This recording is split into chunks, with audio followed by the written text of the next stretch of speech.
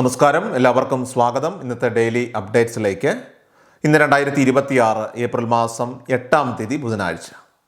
ഇന്നത്തെ പ്രധാനപ്പെട്ട വാർത്താ അപ്ഡേറ്റുകളും നാളെയും വരും ദിവസങ്ങളിൽ നിങ്ങളെല്ലാവരും അറിഞ്ഞിരിക്കേണ്ട, ശ്രദ്ധിക്കേണ്ട വളരെ പ്രധാനപ്പെട്ട അറിയിപ്പുകൾ, അപ്ഡേറ്റുകളൊക്കെയാണ് ഡെയിലി അപ്ഡേറ്റ്സിൽ നിങ്ങളുമായിട്ട് ഷെയർ ചെയ്യുന്നത്.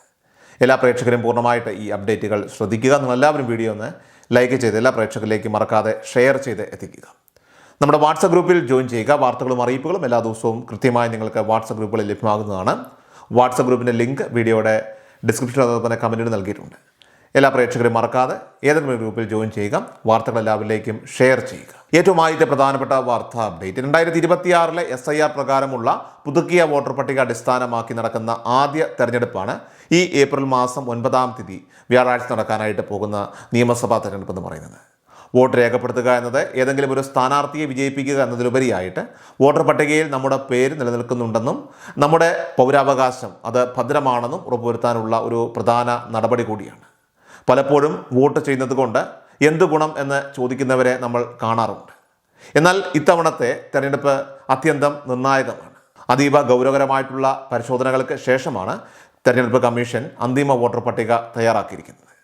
പലരും പട്ടികയിൽ നിന്നും പുറത്തായ സാഹചര്യമുള്ളതിനാൽ തന്നെ പട്ടികയിൽ ഉൾപ്പെട്ടവർ നിർബന്ധമായിട്ടും വോട്ട് രേഖപ്പെടുത്തി തങ്ങളുടെ പ്രാതിനിധ്യം ഉറപ്പിക്കേണ്ടതുണ്ട്. കന്നി വോട്ടർമാർ ഈ കാര്യത്തിൻ്റെ ഗൗരവം മനസ്സിലാക്കാതെ വോട്ട് ചെയ്യാതിരിക്കുന്നുണ്ടെങ്കിൽ രക്ഷിതാക്കൾ അവരെ കൃത്യമായിട്ട് ബോധ്യപ്പെടുത്തി വോട്ട് ചെയ്യിക്കാനായിട്ട് ശ്രദ്ധിക്കണം. ഒരു സ്ഥാനാർത്ഥിയെയും ഇഷ്ടമല്ലെങ്കിൽ പോലും നോട്ട എന്ന ബട്ടൺ അമർത്തി നമ്മുടെ സമ്മതിദാനാവകാശം വിനിയോഗിക്കാവുന്നതാണ്. വോട്ട് ചെയ്യാൻ പോകുമ്പോൾ ശ്രദ്ധിക്കേണ്ട പ്രധാന കാര്യം, പോളിംഗ് സ്റ്റേഷൻ പരിധിയിൽ മൊബൈൽ ഫോൺ പൂർണ്ണമായിട്ടും നിരോധിച്ചിട്ടുണ്ട് എന്നതാണ്. ഗർഭിണികൾക്കും അതുപോലെ തന്നെ മുതിർന്ന പൗരന്മാർക്കും ക്യൂവിൽ പ്രത്യേക മുൻഗണന ലഭിക്കുന്നതാണ്. തദ്ദേശ തെരഞ്ഞെടുപ്പിൽ നാം ഒന്നിലധികം വോട്ടുകൾ ചെയ്തിട്ടുണ്ടാകാമെങ്കിലും നിയമസഭാ തെരഞ്ഞെടുപ്പിൽ നമുക്ക് ഒരു സ്ഥാനാർത്ഥിക്ക് വേണ്ടിയിട്ട് ഒരു വോട്ട് മാത്രമേ ചെയ്യാനുള്ളൂ. വോട്ട് രേഖപ്പെടുത്താനായിട്ട് പോകുമ്പോൾ വോട്ടർ ID കാർഡ് കൈവശം വെക്കുന്നത് ഏറ്റവും ഉചിതമാണ്. വോട്ടർ ID കാർഡ് ഇല്ലാത്തവർക്ക് നിങ്ങളുടെ Aadhaar card, driving licence, passport, photo പതിച്ച ബാങ്ക് പാസ്ബുക്ക്, പാൻ കാർഡ് അല്ലെങ്കിൽ തൊഴിലുറപ്പ് ജോബ് കാർഡ് എന്നിവയിൽ ഏതെങ്കിലും ഒന്ന് തിരിച്ചറിയൽ രേഖയായിട്ട് നിങ്ങൾക്ക് ഉപയോഗിക്കാം. BLOമാർ നൽകുന്ന വോട്ടർ സ്ലിപ്പ് കയ്യിലില്ലാത്തവർക്ക് തെരഞ്ഞെടുപ്പ് കമ്മീഷൻ്റെ ഔദ്യോഗിക ആപ്പ് വഴി ബൂത്ത് നമ്പറും ക്രമ നമ്പറും ഒക്കെ തന്നെ കണ്ടെത്താവുന്നതാണ്. ഇത് ഒരു കടലാസിൽ എഴുതി കൊണ്ടുപോകുന്നത് പോളിംഗ് നടപടികളൊക്കെ തന്നെ വേഗത്തിലാക്കാനായിട്ട് സഹായിക്കും. പോളിംഗ് ബൂത്തിനുള്ളിൽ 4 ഓഫീസർമാരാണ് നടപടിക്രമങ്ങളൊക്കെ തന്നെ നിയന്ത്രിക്കുന്നത്. നിങ്ങളുടെ തിരിച്ചറിയൽ രേഖകൾ പരിശോധിച്ച് പേരും നമ്പറും ഉറപ്പുവരുത്തിയ ശേഷം രജിസ്റ്ററിൽ ഒപ്പിടുകയും വിരലിൽ മഷി പുരട്ടുകയും ചെയ്യും.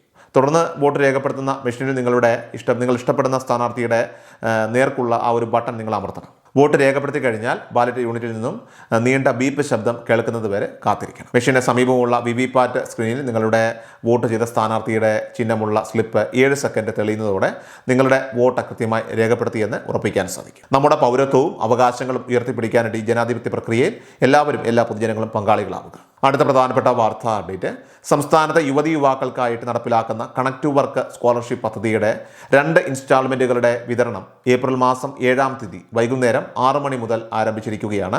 ആദ്യഘട്ടത്തിൽ അപേക്ഷ സമർപ്പിച്ച് അംഗീകാരം ലഭിച്ച ഗുണഭോക്താക്കളുടെ ആധാറുമായി ബന്ധിപ്പിച്ചിട്ടുള്ള ബാങ്ക് അക്കൗണ്ടുകളിലേക്കാണ് ഈ തുക നേരിട്ട് ക്രെഡിറ്റ് ആയിരിക്കുന്നത്. തുക അക്കൗണ്ടിലെത്തുന്ന മുറയ്ക്ക് മൊബൈൽ ഫോണുകളിൽ SMS അലർട്ടുകളൊക്കെ തന്നെ ലഭ്യമാകുന്നതാണ്. മുൻപ് 1000 രൂപ ലഭിച്ചവർക്കും ഇത്തവണത്തെ 2 ഇൻസ്റ്റാൾമെൻറ്റുകൾ ഒന്നിച്ച് ലഭിക്കാനുള്ള അർഹതയുണ്ട്. നിലവിൽ 45,000-ഓളം ആളുകൾക്ക് ആദ്യഘട്ടത്തിൽ അംഗീകാരം ലഭിച്ചിരുന്നെങ്കിലും പുതുതായിട്ട് 29,000 പേർക്ക് കൂടി അപ്രൂവൽ നൽകി കഴിഞ്ഞു. ഇതിൻ്റെ വിതരണം സുഗമമായിട്ട് നടത്തുന്നതിന് ആവശ്യമായ എല്ലാ നിർദ്ദേശങ്ങളും സർക്കാർ നേരത്തെ തന്നെ നൽകിയിട്ടുള്ളതിനാൽ തന്നെ ആർക്കും തുക ലഭിക്കില്ലെന്ന ആശങ്ക വേണ്ടതില്ല. മാത്രമല്ല, നിലവിൽ തുക ലഭിക്കാത്തവർക്ക് പുതുതായിട്ട് അപേക്ഷ സമർപ്പിച്ച് വെരിഫിക്കേഷൻ നടപടികളൊക്കെ തന്നെ ഇപ്പോൾ പൂർത്തിയായിരിക്കുന്ന 30,000-ഓളം വരുന്ന അപേക്ഷകർക്കും വരും ദിവസങ്ങളിൽ തന്നെ സ്കോളർഷിപ്പ് തുക ലഭ്യമാകുന്നതാണ്. ആകെ 12 മാസത്തെ ഇൻസ്റ്റാൾമെൻറ്റുകളാണ് ഈ പദ്ധതി പ്രകാരം ഗുണഭോക്താക്കൾക്ക് ലഭിക്കുക. ഇപ്പോൾ 2 ഗഡുക്കളാണ് വിതരണം ചെയ്ത് തുടങ്ങിയിരിക്കുന്നത്. ഇതിൻ്റെ വിതരണവുമായി ബന്ധപ്പെട്ട എന്തെങ്കിലുമൊക്കെ തന്നെ സംശയങ്ങൾ ഉള്ളവർക്ക് തീർച്ചയായിട്ടും നിങ്ങൾക്ക് കമൻറ്റ് ബോക്സിലൂടെ ആ കാര്യങ്ങളൊക്കെ തന്നെ ചോദിക്കാവുന്നതാണ്. കൂടാതെ ഇതിനെക്കുറിച്ച് കൂടുതൽ വ്യക്തത നൽകുന്ന വിശദമായിട്ടുള്ള വീഡിയോ ഉടൻ തന്നെ നമ്മുടെ ചാനൽ കൃത്യമായിട്ട് പ്രസിദ്ധീകരിക്കുന്നതായിരിക്കും. ധനസഹായം ലഭിച്ചവർ അത് തീർച്ചയായിട്ടും കമൻറ്റ് ബോക്സിൽ രേഖപ്പെടുത്തുന്നത് മറ്റ് അപേക്ഷകർ കൂടി വലിയൊരു ആശ്വാസവും ഉപകാരവുമായിരിക്കും. അടുത്ത പ്രധാനപ്പെട്ട വാർത്താ അപ്ഡേറ്റ്, പശ്ചിമേഷ്യൻ സംഘർഷത്തിൻ്റെ പശ്ചാത്തലത്തിൽ സംസ്ഥാനത്ത് പാചകവാതക പ്രതിസന്ധി തുടരുകയാണ്. പാനിക് ബുക്കിംഗ് അവസാനിപ്പിച്ചതോടെ ഗാർഹിക സിലിണ്ടറുകളുടെ ലഭ്യതയിൽ നേരിയ ആശ്വാസമുണ്ടായെങ്കിലും വാണിജ്യ സിലിണ്ടറുകളുടെയൊക്കെ തന്നെ ക്ഷാമം ഇപ്പോഴും രൂക്ഷമായിക്കൊണ്ടിരിക്കുകയാണ്. പ്രധാനമായിട്ടും ഈ സാഹചര്യം മുതലെടുത്തുകൊണ്ട് സിലിണ്ടറുകളുടെ കരിഞ്ചന്ത വിൽപ്പനയൊക്കെ തന്നെ സജീവമായിട്ട് ഇപ്പോൾ നടക്കുന്നുണ്ട്. വീടുകളിൽ ഉപയോഗിക്കേണ്ട 14 കിലോഗ്രാം സിലിണ്ടറുകളൊക്കെ തന്നെ പല ഏജൻസികൾ നിയമവിരുദ്ധമായിട്ട് മറിച്ചു വിൽക്കുന്നുവെന്ന പരാതികളും കണ്ടെത്തലുകളുമൊക്കെ തന്നെ ഇതിനോടകം തന്നെ ഉണ്ടായിട്ടുണ്ട്. ഗാർഹിക ഉപഭോക്താക്കൾക്ക് സിലിണ്ടറുകൾ ലഭ്യമാക്കാതെ കൃത്രിമ പ്രതിസന്ധി സൃഷ്ടിക്കുകയും സിലിണ്ടറുകളൊക്കെ തന്നെ ലഭിക്കണമെങ്കിൽ അധിക തുക നൽകേണ്ടി വരുന്ന ഒരു സാഹചര്യവുമാണ് ഇപ്പോൾ നിലവിലുള്ളത്. ഈ സാഹചര്യത്തിലാണ് ഇപ്പോൾ ഇത്തരം തട്ടിപ്പുകൾക്കെതിരെ പരാതി നൽകാനായിട്ട് സംസ്ഥാനത്തെ ഓരോ ജില്ലകളിലും പ്രത്യേക നമ്പറുകൾ അധികൃതർ ഇപ്പോൾ ഏർപ്പെടുത്തിയിരിക്കുന്നത്. നിലവിൽ 14 കിലോഗ്രാം തൂക്കം വരുന്ന ഗാർഹിക സിലിണ്ടറിൻ്റെ ശരാശരി വില 921 രൂപ 50 പൈസയാണ്. ഓരോ ജില്ലകളിലും ഇതിൽ ചെറിയ വ്യത്യാസങ്ങളൊക്കെ ഉണ്ടാകാം. സിലിണ്ടർ വിലയ്ക്ക് പുറമെയായിട്ട് നിശ്ചിത ഡെലിവറി ചാർജ് കൂടി ഉപഭോക്താവ് നൽകേണ്ടതായിട്ടുണ്ട്. സാധാരണയായിട്ട് 5 കിലോമീറ്ററിന് ശേഷം 20 രൂപ മുതൽ പരമാവധി 60 രൂപ വരെയാണ് ഈടാക്കേണ്ടത്. എന്നാൽ പല ഏജൻസികളും 100 രൂപ മുതൽ 200 രൂപ വരെ അധികമായിട്ട് വാങ്ങുന്നതായിട്ടൊക്കെ തന്നെ പരാതികളുണ്ട്. അർഹതപ്പെട്ട സിലിണ്ടറുകൾ നൽകാതിരിക്കുകയോ അല്ലെങ്കിൽ ഹോട്ടലുകൾക്കും മറ്റും മറിച്ചു വിൽക്കുകയോ ചെയ്യുന്നതൊക്കെ തന്നെ നിങ്ങളുടെ ശ്രദ്ധയിൽപ്പെട്ടാൽ അതായത് ജില്ലാ കൺട്രോൾ നമ്പറുകളിലൊക്കെ തന്നെ നിങ്ങൾ ഉടൻ തന്നെ വിവരം അറിയിക്കേണ്ടതാണ്. അടുത്ത പ്രധാനപ്പെട്ട വാർത്ത അപ്ഡേറ്റ്. സംസ്ഥാനത്തെ സാമൂഹ്യ സുരക്ഷാ ക്ഷേമ പെൻഷൻ മാർച്ചിലെയും ഏപ്രിലിലെയും 2 ഗഡുക്കൾ ഒരുമിച്ച് വിതരണം ഇപ്പോൾ പുരോഗമിച്ചുകൊണ്ടിരിക്കുകയാണ്. മാർച്ച് 30-ാം തീയതി മുതലാണ് ഇതിൻ്റെ വിതരണം ആരംഭിച്ചത് തന്നെ. 2 ഗഡുക്കളും മണിക്കൂറുകളുടെയൊക്കെ വ്യത്യാസത്തിലാണ് സർക്കാർ ഗുണഭോക്താക്കളുടെ ബാങ്ക് അക്കൗണ്ടുകളിലേക്കുള്ള ആദ്യഘട്ട വിതരണം പൂർത്തിയാക്കിയത്. ഇതുകൂടാതെ തന്നെ കെട്ടിട നിർമ്മാണ തൊഴിലാളി ക്ഷേമനിധി ബോർഡിലെ അംഗങ്ങൾക്ക് 5 ഗഡുക്കളായിട്ട് 1600 രൂപ വീതം ആകെ 8000 രൂപയോളം ട്രാൻസ്ഫർ ചെയ്തിട്ടുണ്ട്. അതുപോലെ തന്നെ 2000 രൂപ വീതമുള്ള 2 ഗഡുക്കൾ ആകെ 4000 രൂപ കൈകളിലേക്കുള്ള പെൻഷൻ വിതരണം അതിപ്പോൾ നടന്നുകൊണ്ടിരിക്കുകയാണ്. സഹകരണ സംഘങ്ങൾ വഴി തുക കൈപ്പറ്റുന്നവർക്ക് അവധി ദിവസങ്ങളിൽ പണം ഒരുപക്ഷെ ലഭിച്ചിട്ടുണ്ടാവില്ല. അങ്ങനെയുള്ളവർക്കാണ് ഇപ്പോൾ അതിൻ്റെ വിതരണം നടന്നുകൊണ്ടിരിക്കുന്നത്. അതോടൊപ്പം തന്നെ കേന്ദ്ര സർക്കാരിൻ്റെ വിഹിതമായിട്ട് 200 രൂപ മുതൽ 500 രൂപ വരെ ലഭിക്കുന്നവരുണ്ട്. 2 മാസത്തെ കുടിശ്ശികയായതിനാൽ തന്നെ 200 രൂപ ലഭിക്കുന്നവർക്ക് 400 രൂപയും 500 രൂപ ലഭിക്കുന്നവർക്ക് 1000 രൂപയുമാണ് കേന്ദ്ര വിഹിതമായിട്ട് ക്രെഡിറ്റ് ആകേണ്ടത്. ഇക്കാര്യത്തിൽ ഒരു കാര്യം പ്രത്യേകം ശ്രദ്ധിക്കണം. അതായത് നിങ്ങളുടെ ആധാറുമായിട്ട് ബന്ധിപ്പിച്ചിട്ടുള്ള ബാങ്ക് അക്കൗണ്ടുകളിലേക്കായിരിക്കും കേന്ദ്ര സർക്കാർ ഈ ഒരു ഗഡു കൈമാറുന്നത്. അതിനാൽ തന്നെ ആധാറിൻ്റെ ഔദ്യോഗിക വെബ്സൈറ്റിൽ കയറിക്കൊണ്ട് നിങ്ങൾ Aadhaar bank account seeding status പരിശോധിക്കുന്നത് തീർച്ചയായിട്ടും നന്നായിരിക്കും. അടുത്ത പ്രധാനപ്പെട്ട വാർത്ത അപ്ഡേറ്റ്. സംസ്ഥാനത്ത് വിഷു ചന്തകളൊക്കെ തന്നെ പ്രവർത്തനം ആരംഭിച്ചിരിക്കുകയാണ്.